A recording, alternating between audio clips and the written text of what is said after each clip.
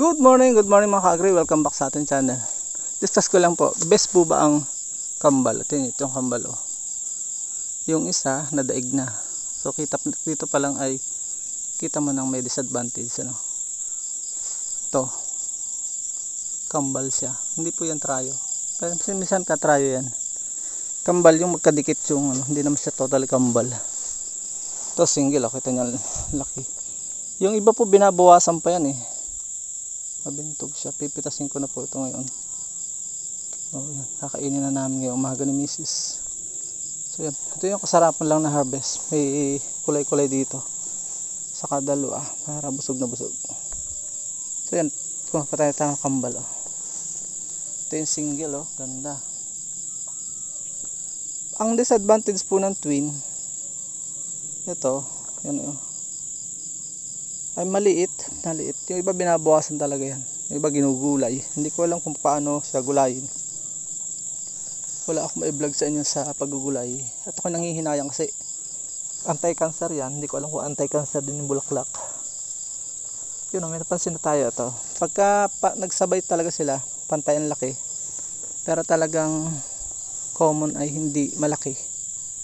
Average lang. Kasi nga nag-aagawan sila nutrient. Tingnan nyo rin isa oh. Another sample. Bansot yung isa, ano po, kita nyo maganda talaga yung single lang. So ayan o, mga single. At kung sobrang dami, ayun, meron pa dito pala. So ito yung kukunin ko isang araw ng isa. So overripe na, buti napansin ko. Ano, so ganun lang po yun, ano yung logic nun. Dali ng pitasin pag overripe po, hila eh. So ito hindi pa nabigay. Patanggalin ko na dadalo yung wear oh. So yun lang po, binigyan ko lang ng idea. Nasa sa inyo yan kung private lang na pang personal use. Sayang naman kung puputulin mo yung isa. Pero kung pang marketing na gusto mong malalaki, ayun, nasa taas pa. Kailangan talaga magbawas para ma-maintain mo yung weight. Ganun din kasi bawasan mo, madami magaan, kukunti mabigat, parehas lang yun.